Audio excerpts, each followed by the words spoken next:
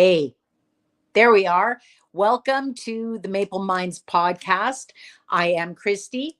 That's Rob and Polly.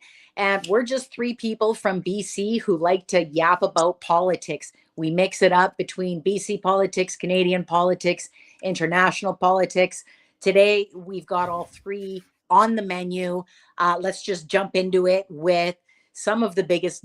I can't even say what the biggest news story is today because there are so many competing for our attention. But let's start with the Nobel reaction. I was just saying before we went live that I'm such a nerd that the very first thing I did before I made a coffee, before I did anything, before I brushed my teeth, before I did anything is I checked the internet to see who had won the Nobel. What I was happy. I was happy. What do you think about the reaction?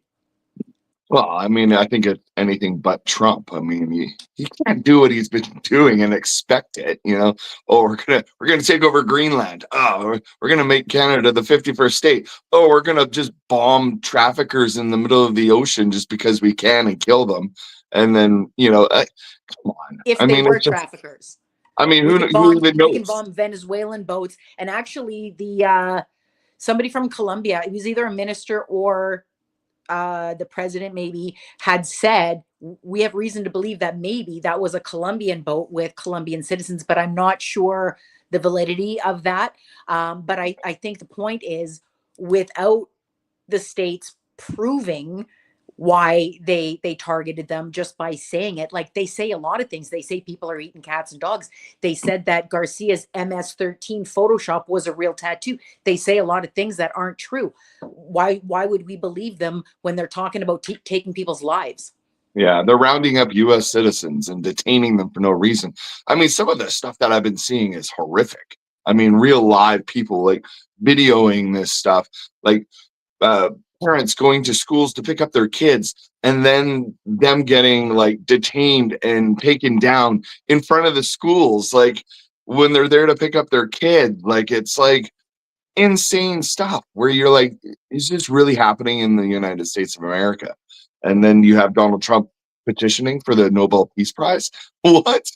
Well, You're literally just like tearing apart families who have lived in the United States for years for no reason, just because. you Oh, but I have won a people Nobel Peace in your Prize. administration testifying that habeas corpus means that the definition of habeas corpus is that Donald Trump, the president of the United States, gets to decide what happens. And that isn't true. She said it with a straight face too. And then when they explained to her what habeas corpus actually is and explained to her that it's one of the only things that separates a free democracy from a place like North Korea. She's like, yeah, I support that, but Donald Trump gets the final say. No, that's not how your constitution is written. And I feel like Trump and all of his cheerleaders and his puppets who just say stuff to make him look good felt like the Nobel Peace Prize went to the person with the best campaign, like it's a political election or something. And it isn't. It's I saw the guy from Nobel talking about how many letters and how many phone calls and how many recommendations of people that they want to see. And he says, we don't consider that at all. And he said, we pick people with integrity. Yeah. Well, they also mentioned that it's a detriment to campaign for yourself. Really, like it's if you're Shamelessly. campaigning for yourself, we're probably just gonna say no. But there's some people already. But here's the funny thing is, so here's the stuff that I was reading today. There's people already now saying, well, Trump could be the front runner for 2026, and you're like, oh, can he never just not be the front runner ever? Like, I mean, why? This doesn't make any sense. You know, I I I would question those people to see the front runner because it you know what it reminds me of? Like his whole campaign of look at what I've done that's good. And I will admit getting a ceasefire is a good action. I give him a thumbs up for that one action. I don't believe that one action or the other good actions that he has done, I don't believe that it's a balance thing. Well, I did those good things, so the rounding up of all the people with brown skin and Spanish accents, putting them into vans to never be seen again, that part doesn't count. The part where I'm ignoring the Constitution, where I'm ignoring court orders, that part doesn't count, because look what I did over here. And it reminded me of when I made the video about the residential school denialism support from John Rustad, when he didn't show support to those in the provincial legislature, but then he showed support to Aaron Gunn, and he and Aaron Gunn both said, well, Aaron said all these things that were bad too. He acknowledged all the bad stuff. Great, good for Aaron. It doesn't erase all of the harmful stuff. I made it 8 minutes. No, you didn't. Not even. It says point. 5 minutes. It says 5 minutes, Christy. You had to call me out, eh? You had to call me. I knew it too. As soon as I said 8, I knew that was a mistake, and I was just going to roll with it, but not you. I'm like, it hasn't been 8 minutes. Huh? So do you think? So here's the funny part is. So the other thing for the ceasefire in between Israel and Hamas, and Trump's going over there and they're praising him for the ceasefire. I find it kind of funny because what's actually on the table is what's been on the table for a couple of years now, and now they're signing it. And I go, that wasn't Trump that brokered that deal. That what they're signing has been around for 2 years now. I mean, they're just now doing it, and a lot of people realize there's still an amounting pressure that's happening, especially against Netanyahu. Or something, like he really is. Honestly, he should be tried, in the International Court of Justice. But I mean, people are saying that it was already there. The deal was there, and it had nothing to do with Trump. I think we could argue that his influence perhaps nudged it, and I would never give him sole credit ever. And he is giving credit to, do you say Qatar or Qatar? I'm not sure how to pronounce that country. I think it's Qatar. But he's like, okay, because they helped with this Gaza thing, that's why they get to build the airfield in Idaho. And that, to me, I don't know. Do you want to talk about that right now? Because that are we done with the Nobel react? We could move on to their next, but is there anything else we want to say about the Nobel reaction? I'm good with whatever. I don't think regular people are surprised. I think that they're going to act surprised. I don't think anybody on Trump's team is genuinely surprised. I don't think that Trump is genuinely surprised. I don't think anybody is actually. I think that the theater around this is going to push just because it's all fucking marketing. It's all marketing. I'm so sorry. It's all just look at what I'm saying, and I'm saying I'm the peace guy. And don't ask me where the people in the vans end up. Yeah. I think they did kind of give Trump a bit of a kick in the butt when they said that the Nobel Peace Prize is only available to people who are have integrity. Yes, that have integrity. Thank you. And there was another word they used too. It escapes me right now, but there was another word that really kind of called him out. He doesn't have integrity. Come on, man. This guy's got 34 felony convictions for lying. I have the video. It's 1 minute. Would you like to watch it? Yes, please. U.S. President Donald Trump has repeatedly said he deserves the Nobel Peace Prize and he'd like to have it. He even said that it would be an insult to the United States if he doesn't get it. What does as the chairman of the Nobel Peace Prize Committee think of this, and how has this campaign-like activity by the president and his supporters, domestically and internationally, affected the deliberations and the thinking in the committee? In the long history of the Nobel Peace Prize, I think this committee have seen any type of campaign, media attention. We receive thousands and thousands of letters every year of people wanting to say what for them leads to peace. This committee sits in a room filled with the portraits of all laureates, and that room is filled with both courage and integrity. So we base only our decision on the work and the will of Alfred Nobel. U.S. President. So the other word that I was missing was courage. And the first thing that made me think of was taco. Trump always chickens out. Yeah. Oh, 100%. That's funny. So let's talk now. So what happened this morning on social media was that all the Trump cheerleaders came out swinging about this Nobel Prize, right? About how he deserved it. And, and then a lot of them turned on him, because then the announcement came out. Pete Hegseth said, you know what, Qatar is going to build an Air Force base in Idaho, and it's going to train Qatari pilots how to fly fighter jets in Idaho. And a lot of anti-Muslim language came out in the posts from the Trump cheerleaders, just condemning Trump and really not happy with the decision. Give me your thoughts on it. I think it's interesting because, like, obviously there's Air Force bases throughout Europe, American Air Force bases, and usually they're there for strategic reasons, right? I mean, that's really why you build Air Force bases, or you allow Air Force bases in other countries. And my only concern is why?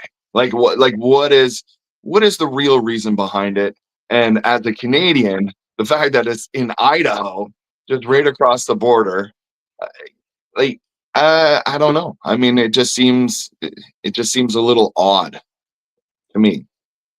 It feels uncomfortable to me. I wish Idaho was further, if I'm honest. And when you talk about how there's other Air Force bases in Europe, Europe also has Air Force bases in the United States. I'm not aware of another Middle Eastern country that has one in the States, but it isn't uncommon for the United States to have Air Force bases for other countries. I think that the jet gift from the same country, come on. It's a jet. And I believe the family is also, I think they're putting a golf course there or something. They're getting personally wealthier off of this. I understand what the American president and his family are getting out of it. I just fear what the Qataris are getting out of it. Yeah, and I mean, who knows? I mean, maybe it is just a perfectly legitimate, training facility that will benefit everybody, or it could be something different. I mean, assume positive intent. Yeah, I mean, who knows? I mean, it there's could be. so much weird sideways. Never thought that we would see this in our lifetimes. Stuff going on. I think it's very hard to assume positive intent these days, but it is a possibility.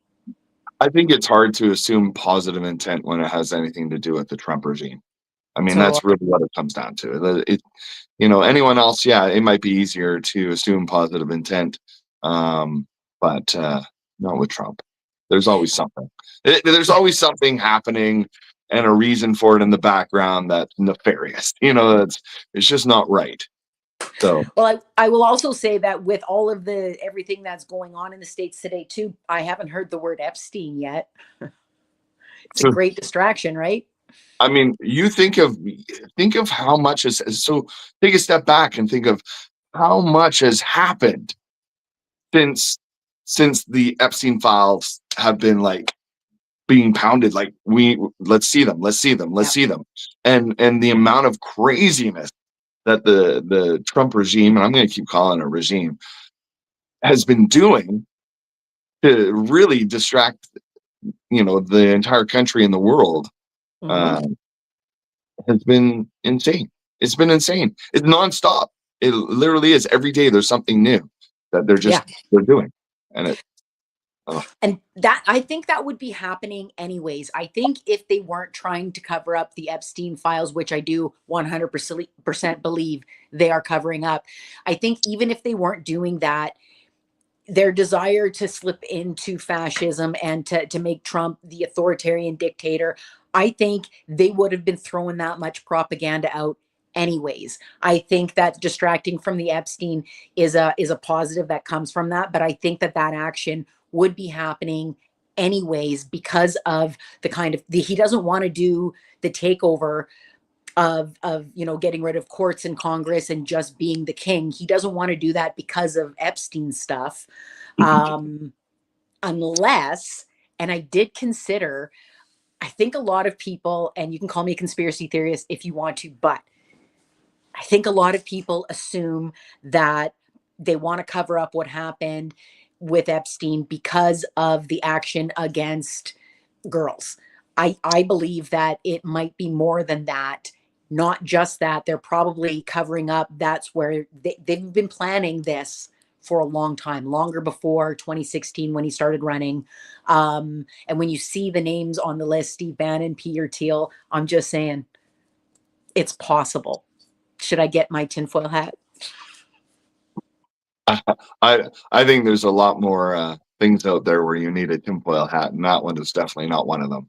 But it could be why there is, if this was, it's still bad for those men to have that reputation and everything. It's worse if you can prove a treasonous intent. You know what I mean?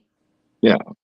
I mean, you look at, who was that pastor, Donald Trump's spiritual advisor. Yes. Dude, that just, yeah.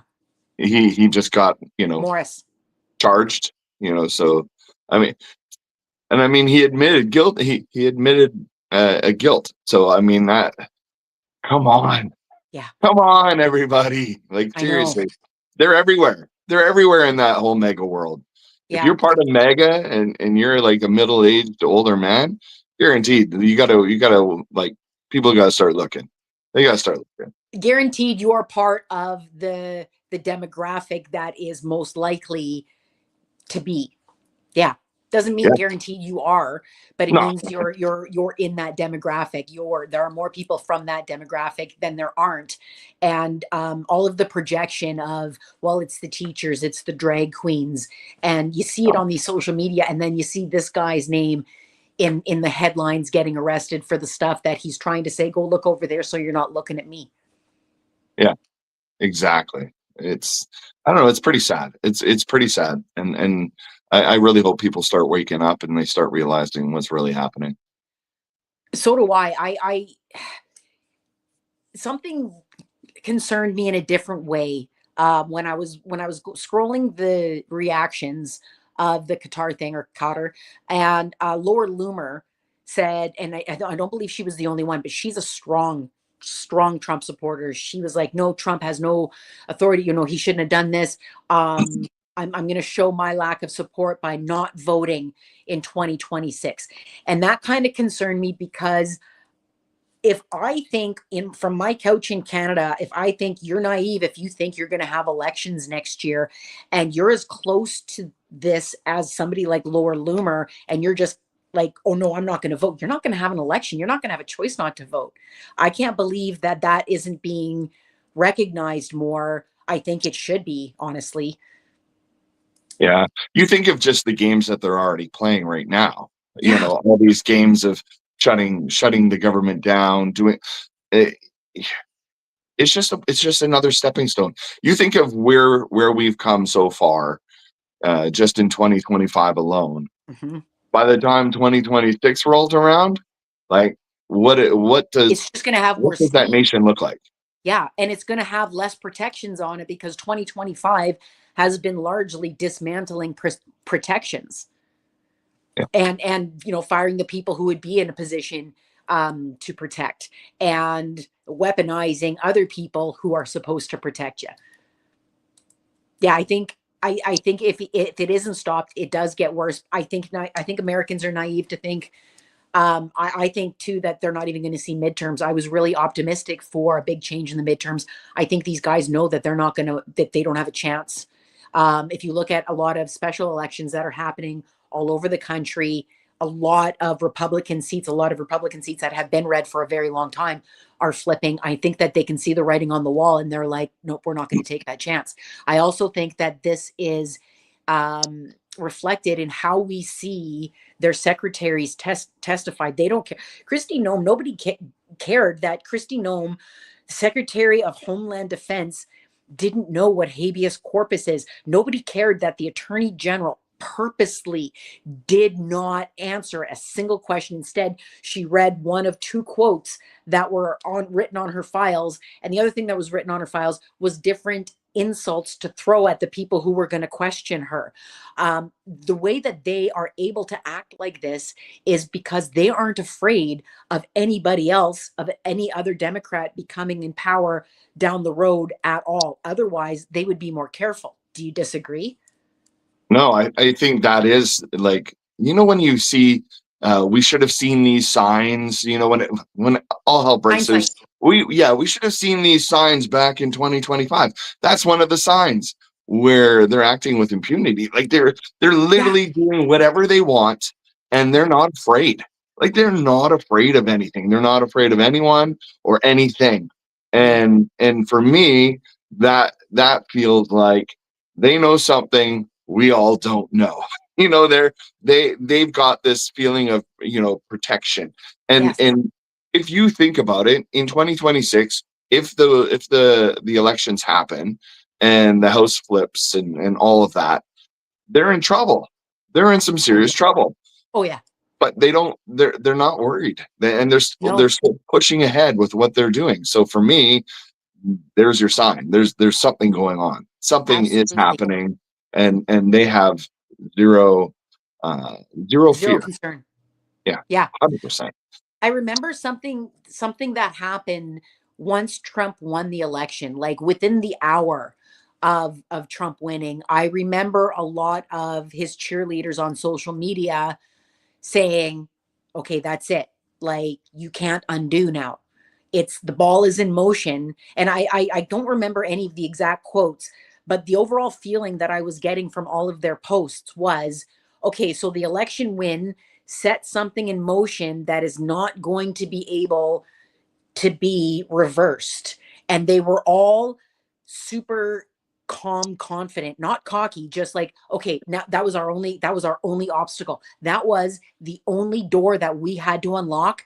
The rest is gravy. And that concerned me. Yeah, there was a plan. They had a plan. Yes. And I mean, it's an extensive plan, and this is just the beginning. So it should be. I think we should have been more reactive. I think when we talk about, we should have seen this coming, we should have sounded the alarms as loud as possible in 2016 when we first started to hear him say fake news. It was exactly what the other guy did, like literally Lugenpresse, fake news. It's a literal translation. I think that was the first one. Do you know what else happened in 2016 besides Trump winning the election? I don't know if you know this. Mein Kampf started to be, did we talk about this already? About how it started to be published again for the first time in 70 years? So what happens with publishing copyright is that copyright is bound for 70 years until after 70 years after the author's death. So the state of Bavaria took over the copyright so that nobody else was able to print Hitler's memoir and his blueprint for fascism, chapter 9 propaganda. If you have a chance to do the Coles Notes version, just saying, very relevant to what's happening today. So in 2016, January 1st, 2016, the copyright runs out and they sold out immediately. I was dismayed at the demand for it. But after 70 years of telling people, oh, this is forbidden to read, I guess curiosity. I'm somebody who doesn't believe that censoring is the answer. I believe that challenging is the answer. But we're going to get off topic. If we go there, we should get back to politics. Yeah. You know what the interesting part is, and going to international politics, is the elections that happened in the UK and in France have all gone center left, or center left. And it wasn't expected. So there's now this growing sentiment out there that because of what's actually happening in the United States, a lot of other countries are responding in their elections to go away from the right, and because they're worried. And especially the one, I believe the one in France was extremely, extremely odd to them, because I guess it was that the conservative group Hmm.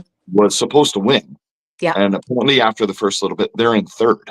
So Yeah. they weren't even challenging, so I don't know. There's some glimmer of hope in the world, There around the is, but world. the push, like, this is their shot. This isn't this isn't subtle anymore. They're at full, I hope, full push. I hope it doesn't get harder than this. I fear that it does. But it's coming from like everywhere. And I remember when I was in New Zealand in 2018, we were having dinner with this couple, and politics comes up. It doesn't matter where you travel in the world. When you sound like this, somebody comes up and, American, and then you talk about, ever since 2016, Trump comes up. Every single country I've been at, and it comes up quickly. And I remember the guy got really serious, and he goes, "Do you guys get what's going on? Because it feels like you guys don't get what's going on, and that's really, really scary. From our little corner of the world, we can see exactly where this guy is headed, and it is very concerning that North America doesn't seem to notice."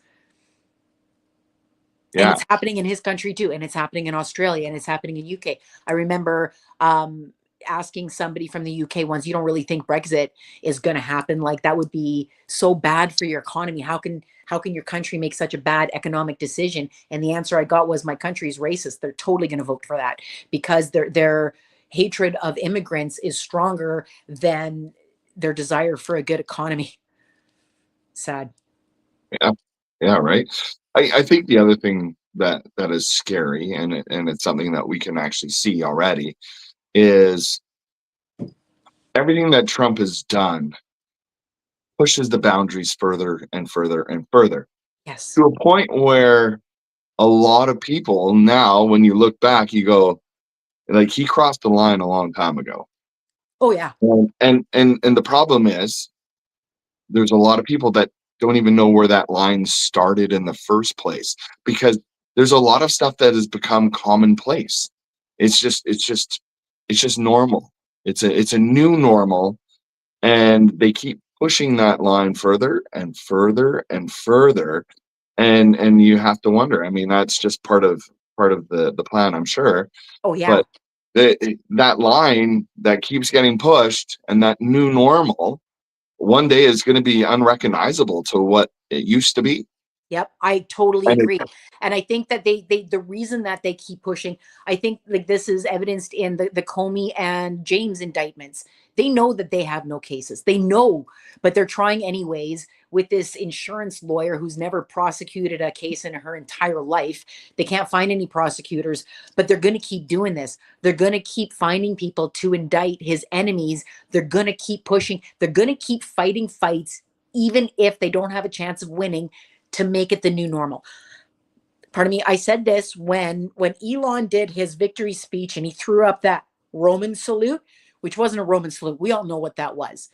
And you're going to see more of it. What happened, the reaction to that, and it's happened since, I believe Steve Bannon did it on his show, and then the reaction is the same. They find any picture that they can of anybody else with their arm in that position, and they flood the internet with those images, to make it more common, to make it more normal. So then the next time, so that people get fatigued from fighting it. I said, the minute I joined TikTok and started making political TikToks in February of 2022, I said, this fight is going to take stamina. That's their biggest tool. They have stamina. They don't get tired. They don't care that people insult them and shut them down and that they lose. They don't care. They just keep pushing and pushing and pushing.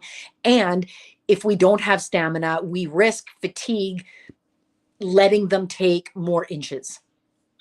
you know what's interesting when you say that is, just the other day, I saw a video clip on TikTok in regards to someone. It basically said, "Now I understand why my grandfather liked hockey." And I was trying to figure it out. It was just this referee that was going around with his arm up. And then I looked, and the arm was sort of on an angle. And I was like, are they really saying this? Yeah. And it is true. You're starting to see that stuff online more and more and more. And you kind of think, like, how did someone even come up with that? And now I know So why. Like, really? it all has to do with the propaganda. When I talked about Mein Kampf, chapter 9, it talks about how the human memory is very short, and if you keep throwing new stuff at them, they're not going to remember to check. And I think I brought this point up before with all of the messaging that was around the vaccines. You don't have a chance to check if it actually makes you magnetic, because now you're worried that it's going to change your DNA. You don't even have a chance to check about the DNA because, well, now it gives you hepatitis. You don't have a chance to check that because now we're talking about 5G. Do you know what I mean? It's a fire hose of misinformation, and you can't keep up, and that's intentional. And now we're not just seeing it with just conspiracies around one thing. We're seeing it with everything that's happening. He's throwing so much stuff. You don't have a chance to fight everything that's going on so that they can keep advancing. So you mean like circumcision is the reason for autism now? Oh my. Here's the thing. All right, you want to talk conspiracies? When we first started Oh no, it's not a conspiracy, no, Christy. I No, want they came out and they said it. bring up I one. mean, it's real, right? Isn't it? Tylenol and I want to circumcision. bring up a conspiracy. When I first started talking to people about the vaccine conspiracies, a lot of people told me this is a plan from the government to depopulate us. There's too many of us to feed. The government wants to depopulate us. So they made a vaccine that, I think I already brought this up the last show, that we all survived. And now they've got the guy who's saying that heroin made me a better student in charge of telling people that don't take any of these vaccines, don't circumcise. Like, you know what I mean? They've got the worst possible guy giving medical advice to over 300 million people. Do you know who They is thought it? that other things were going to depopulate us, when this is just so much more likely. Hey, Christy, do you know what's interesting? Do you know another regime that was against circumcision? Is it a coincidence? Isn't that odd? It's pretty The pretty playbook, interesting. man. And here's I the don't thing. know if that's the playbook, but it is kind of it's just But funny. it A is. funny coincidence. Even going after the trans community is part of the playbook. It was one of the first things that he did. Pardon? Our podcast people are not going to know what you did there with your finger. Oh, I made a reference to a leader in Germany in the 30s and 40s. That's it. There you go. Okay. Thanks for the thanks. Oh, now I lost it.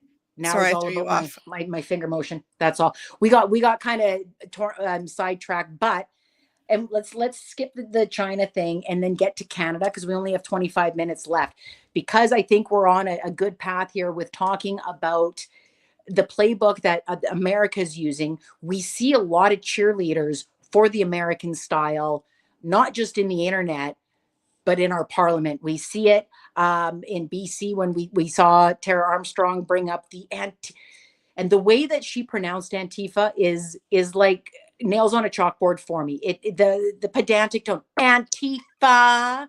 It was, and just say it. It's easy. The mocking tone, the immature.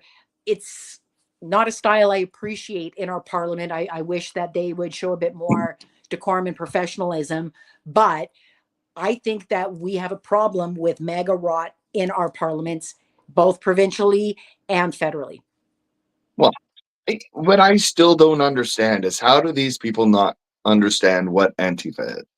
Like, how do you not know what it is? It's not an organization. There's no leader. There's no hierarchy. It's an ideology. And it is based on an anti-fascist movement. That's what it is. It's just based on an anti-fascist movement. And anyone who's sitting there attacking Antifa, you have to ask them the question, do you believe in fascism? And if they say yes, then it makes sense. And if they say no, then they say, then you're part of Antifa. I mean, you really are. I mean, that's what it is. That's what the movement is. If you're against fascism, you're anti-fascism. Antifa just means anti-fascism. But what they're doing by making a boogeyman out of Antifa, they're sending a message the bad guys are the ones that are trying to stop fascism, which just means that fascism is going to come a little bit quicker now. Mm-hmm. Yeah. Sorry, I have the clip. When you're ready, let me know. Yeah, here's the thing is, I get the Trump regime doing it. Because I mean they are fascists. I mean we see it. We see exactly what's happening. So I totally understand them attacking them and trying to make a boogeyman out of them. But in Canadian politics, for a Canadian politician to turn around and continue that narrative when it's not true, like I'm baffled. Yeah, we definitely need to see that clip, because that's, for anyone who hasn't seen it, it's disturbing to me. I find it disturbing. So here's the thing, and I just want to say this before we watch the clip. And I brought this up with Trump before, and you called BS on me and said, no way, Trump knows that he's lying about the tariffs. Because I'm like, is it possible that this guy has just been convinced by somebody else that the other countries pay it? And you're like, no, he knows he's lying. Is it possible that the Dallas Brodys and the Tara Armstrongs of our politics truly believe, like, are they drunk on the Kool-Aid of this alternative reality that MAGA has created? And they do believe that there is this secret group of Antifa that's funded by the WEF, who wants to make us have nothing and like it. And do you know what I mean? Do they believe the BS, or are they just helping enable it? Roll the clip and let's see what you think. So I'm playing it from this one because I think she edited out the claps, which I think is almost the funniest part. The funniest part is the claps, because it's only one clap and we know it's Brody. Okay, go ahead. Rebel News. Wait. Rebel News shouldn't be allowed to be called Rebel News. Rebel News should only be allowed to be called Rebel. They should not be allowed to have news in their name. Same with Fox. Oh. I'll die on that hill. Sorry, it wasn't playing. Okay. Last night, the United States announced it would classify Antifa as a foreign terrorist organization. Antifa members are inciting and perpetrating violence in the United States, Canada, and around the world. Charlie Kirk's assassin was Antifa, and Antifa members celebrated his murder. Popular Antifa mouthpieces like Hassan Piker are openly calling for conservatives to be murdered, including a sitting U.S. senator. In Montreal, Antifa members brutally assaulted and broke the arm of Billboard Chris, who was 1BC's esteemed guest here yesterday in the legislature. In Vancouver, last Saturday, Antifa members marched in a demonstration with Sammy Doon, a listed terrorist organization. They wore masks, dressed in black, and flew the Antifa flag to intimidate the public. So my question to the Attorney General is simple. Will she, right now, right here in this House, condemn Antifa? Attorney General. Thank you, Mr. Speaker. I'll just start by saying that we're a government that's focused on bringing people together and not dividing them, and is focused on addressing the real issues that British Columbians are facing today. I want to talk about our steps that we've taken on terrorist organizations because of the Premier's leadership, that the Bishnoi gang was classified as a terrorist organization.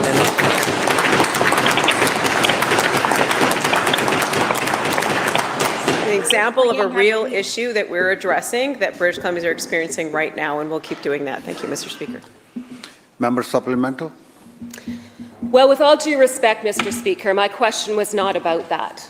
My question was about Antifa, a decentralized leftist organization like neo-Nazis on the right, which should be very easy to condemn. I personally condemn both Antifa and neo-Nazis. Mr. Speaker, why won't the Attorney General say the words? It's easy. I condemn Antifa. Attorney General. Thank you, Mr. Speaker. We condemn all forms of political violence. In fact, there were recent incidents of members of this House where they've experienced what we think is really, really unnecessary and unfortunate incidents of violence against their offices and threatening their people. These are the real issues that we're focusing on, that British Columbians are facing right now. And as I mentioned, the Bishnoi gang, another real issue that we're focused on today. This type of Trump-style politics that's coming to this House that isn't addressing the real issues that British Columbians are facing is really unnecessary and unwelcome. Can I ask, have you seen a clip of Billboard Chris in the legislature? I knew he was going to be a guest. I don't think he should have been. I think that guy is, did you know his wife's a teacher? I'm just saying, this guy who spent a lot of time protesting schools against teachers, the guy's married to a teacher. Just saying. Wow. Hypocrite. I think I just have pictures of him in there. Yeah, I don't. Anyways, what do you think? Do you think that she believes it, or she's just somebody who is helping that movement inch forward? I honestly, I don't know. I honestly don't know. I can't, like, I almost don't even want to talk about it because it's just so frustrating, and it's actually angering in a way to think that this person is standing up talking like that in the BC legislature. I'm like, we do have real issues. Yeah, real issues. You know, and that are being dealt with. Antifa is not an issue for us. I don't know, in the fact that I love the fact that there was at least one person. It was Dallas Brody, the other member. I think they have 3 members in the one BC party because they keep getting kicked out of the Conservative Party. We do need to dispel what she said about Charlie Kirk, though. Yeah, it hasn't been proven. It hasn't been proven that he was Antifa. He was an unregistered voter. There was no, the things that were engraved on the bullet casings or whatever were video game references. Yeah, there was anti-fascist songs, but he wasn't part of an organization. He wasn't part of a group. He wasn't a member of anything. So my question is, you have what, Jimmy Kimmel gets destroyed because he basically said MAGA's hoping that guy's not MAGA. Yeah. But yet she's now coming out basically saying that this person is part of Antifa. Where's the accountability for her for putting this out in the world? They wouldn't hold her accountable because they're not pointing to the enemy that, you know what I mean? Yeah, but that's what I'm saying though. Yeah. Is at the end of the day, it's she's essentially saying he was Antifa. It wasn't even beating around the bush saying, you know, Antifa's pretending it's not that, you know, like she literally came out and said that he was Antifa, and Antifa was celebrating, you know, like, come on. Where's the accountability? I think that this is just, they have these guys. I think there are people who truly do believe in this boogeyman secret group of militant, masked, flag carrying Antifa members that are evil or whatever. But I think that the reason that boogeyman is being put out there is to get the message that Antifa is bad, being anti-fascist is bad, in order to have less people stand up against fascism. Yeah, but yet there's not the amount of people who are standing up to it at a time where everybody should be standing up to it is alarmingly low. Yeah, but yet people wearing masks and abducting people and taking them off to who knows where, that's perfectly acceptable. Yeah. It's okay. It's okay because the government says it's okay. Why do you think that's okay? How can you accept that? Well, they broke the law. They broke the law. Like it's the worst possible thing in the whole world that you snuck into a country and you started working and paying taxes there. Yeah. Like that's the worst thing. You've been in the country doing that for the past 10 to 20 years, and then all of a sudden you're a problem. Yeah. You're a problem. Sorry. You know what makes me laugh too is something my husband brought up the other day about how, you know, they're threatening to send ICE to the Super Bowl because Bad Bunny is performing and we're gonna round everybody up. The people that they've been rounding up are who? What kind of jobs are they in? And can they afford Super Bowl tickets? Do you know how much it costs to go to the Super Bowl? You're looking at $2,500 for the cheapest seat. Do you think the dishwashers and the farm workers are going to the Super Bowl? They're not going to the Super Bowl. They're not going to the Super Bowl. Like the people that are being targeted to be rounded up cannot afford Super Bowl tickets. But now Turning Point, Charlie Kirk's wife's gig now, they're announcing an all-American show, just English, no Spanish, and all-American, an alternative so that they can try to maybe draw away some of the audience. There is absolutely no way. You know what I thought about the minute I heard that Turning Point was going to have a competing show to compete with Bad Bunny's show at the Super Bowl? I heard the squeaky wheels of that tank at the Trump parade. It's going to be crickets, man. I'm telling you, you're going to have some Trump cheerleaders talking about how great it was. Nobody's watching that thing over the Bad Bunny. Everybody's going to want to see his message. When you consider the political message from last year's Super Bowl show, I think it's going to be stronger this year. I hope it is. I've never watched Bad Bunny. I don't know who Bad Bunny is, but now I want to watch him more. Actually, you know what? My favorite thing about Bad Bunny is Happy Gilmore too. Yes, He was so good. He was so good. He was in Happy Gilmore too. Now I gotta go watch it. Yeah, he played his caddy. He was so good. He was good. I'm not familiar with his music. I'm only familiar with him because I'm on the internet a lot. I know he's anti-ICE. I know that he put a message on Saturday Night Live in Spanish, which I think is cool. I know that he said to everybody, if you didn't understand what I said now, you got 4 months to learn. I thought that was cute. I understand why they don't want him to be popular. I think the most ridiculous argument, though, I saw Tommy Lauren say, he's not even American. He's Puerto Rican. That's embarrassing. Oh yeah, and then somebody said honey. That somebody said that he wasn't even American. Yeah. Yeah. That was funny. Yeah. And for anybody who doesn't understand the Puerto Rico connection, Puerto Ricans are American citizens. They just can't vote because Puerto Rico isn't a state, it's a territory. So only people who live in states can vote. If a Puerto Rican lived in a state, they can vote. It's just that Puerto Rico can't vote because they're a territory. Anyways, so let's talk about another MAGA Canadian in our last 10 minutes. Mrs. Danielle Smith. Nobody gets more MAGA than Danny. Oh, I don't even like talking about her. I know. I really don't. I mean, it's just... who else I think doesn't like talking about her is David Eby. Have you seen? Listen, this man he's a career lawyer too. He's used to keeping his, his manner about him, and he is so annoyed at her. His pressers about her, he is not able to hide how annoyed he is with her.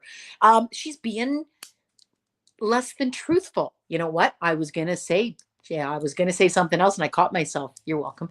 But she's being less than truthful. Congratulations. Thank you.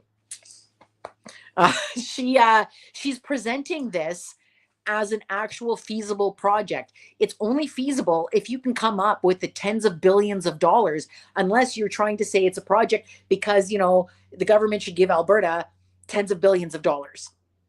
Yeah. Here's the thing. It's not a project. It's a thought. It's a thought. It's an idea. It's just an idea that's being thrown out there. And in my mind, it's an idea that's being thrown out there to stir the pot. It's not even a realistic thing. It's just something that she wants to do to just poke the bear and see what comes of it. Or I guess poke the hornet's nest and see what comes out. And then go, oh, look at these people. They're all against the pipelines. They're against this. They're against our economy. They're against Alberta. They don't, look at the rest of Canada. Alberta should be separate. Look, see, because nobody wants to do what we want to do, and it's just, it's aggravating. It really is. Keep pandering to your base. Go for it. When is their next provincial election? Come on. I was going to look it up actually, because I'm so, honestly, there's so many times where I'm watching a clip of that woman talk and I have to hit pause. I do. That's how annoyed I get with her. I have to stop myself, Pierre too, and I'm just like, and I have to kind of swallow it a bit. But when we talked before about what the Americans are doing, pushing forward, pushing and pushing and pushing, and taking up more inches and taking up more space and getting their policies pushed more, even when they're breaking laws, even that when they're against the rights of people, they're still moving forward. That's what she's helping with. That's what she's doing with this BS about this project that isn't a project. It isn't a plan. It is an idea. An idea is different than a plan. And she's talking about, well, $14 million. What does $14 million get you? It gets you, somebody else was talking about, it'll get you maybe some marketing for a few weeks, but it's not near the billions that's going to cost to put this in place. She knows that. She's either implying that she can have that, she can get access from taxpayers of that much money. She hasn't talked about any private interested in it. She's just saying it to stir, to kick all the hornets and to move her agenda forward. And her agenda is the MAGA one. She's on that group with Republican governors, her and Mo, and all the Republican governors. Yeah, I mean, that's exactly what it is. I mean, it's nothing more than just a bunch of garbage just to create controversy, to try and Trash rile up her politics. base. It is. I mean, it is. And I'm like, come on, like, can we all just be like civil and do things the right way? And yeah, it's frustrating when you say like doing things the right way. I take that as when I look at the way things are going and the way that what I disagree with is the lack of integrity.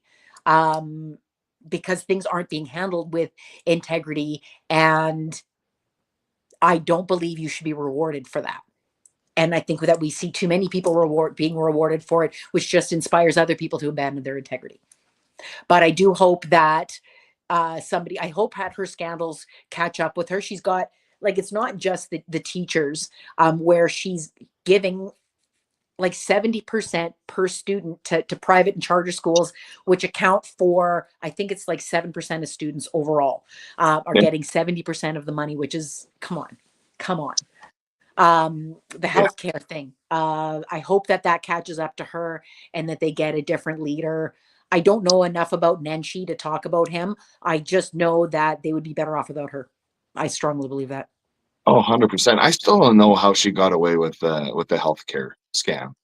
You know, like, well, it's not over yet, but it feels like it's out of the limelight. It feels like it's sort of been pushed far enough away, but she needs to be held accountable for that. I mean, there has to be some accountability. Yeah, there's an account that I'm going to send you after this. It's called The Breakdown Alberta. That is hands down.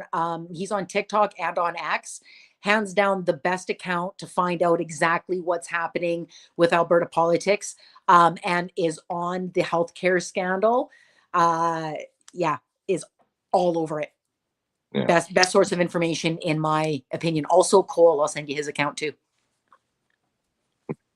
Nice. We should have to wrap. We got like 5 minutes. Quickly, in just 5 minutes, did you see my message about the Avi Lewis, the guy who's running for leader of the NDP, saying that he wants to run on the policy of offering a government-run grocery store to give Canadians an option outside of the 3 major retailers. First of all, Mr. Lewis is wrong. There's 5 major ones. There's 3 Canadians and the 2 Americans. I believe he only counted the Canadians. He forgot probably about Walmart and Costco. But he wants to offer a government store for not food that doesn't take a profit. Doesn't say how he's going to do it, but he believes that this is a policy he can win on. What do you think, in 4 minutes or less? Oh my goodness. You know what? Honestly, it would be interesting.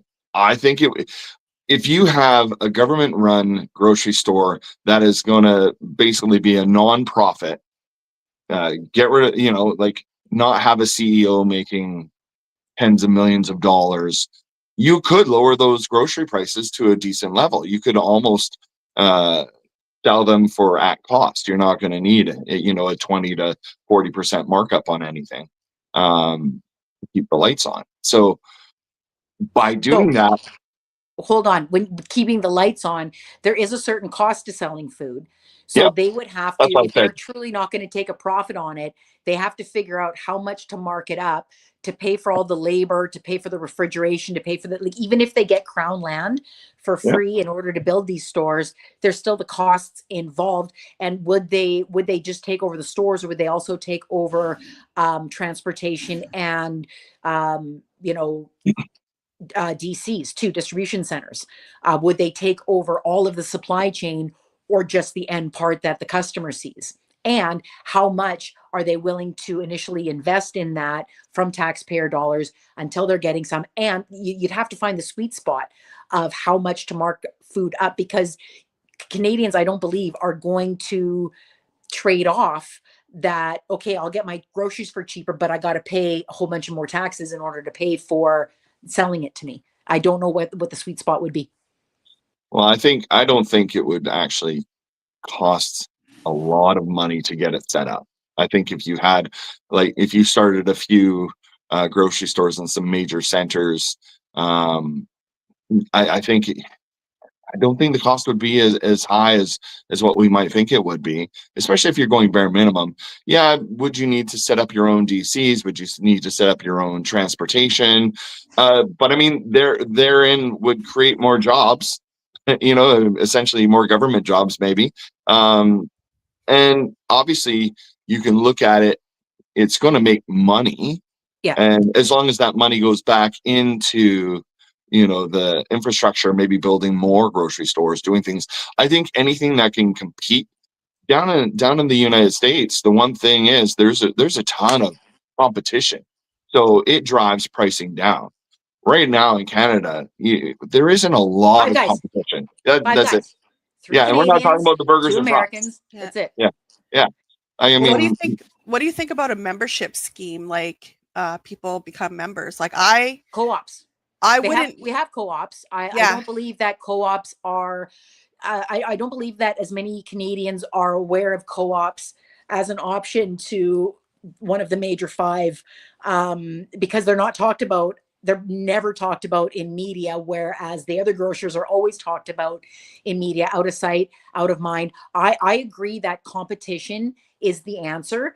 That's what I would predict. If I'm in charge of the government, instead of making my own stores, like I think I brought this up before, I would just bring in more competition, and I would give the competition bureau some teeth and some spine, and I wouldn't let them allow the bigger guys to keep gobbling up the smaller guys so that they can get even bigger, so that we're only 5 guys, because eventually then it's going to be only 4 guys and then only 3 guys and so on. yeah, it's funny that you touched on that, because honestly, before even thinking of a government owned and run grocery empire, I would look at, say, like a company like Aldi, letting Yes. Aldi come into Canada. I mean, they've got incredible pricing, And incredible they would, pricing. competition is what gets retailers to lower their retail, because they don't want to lose market share to the guy who's cheaper. Yeah, That's what I think. Anyway, yeah. it's 1:00. We have to run on this busy day. I won't say what day it is. Today's Friday.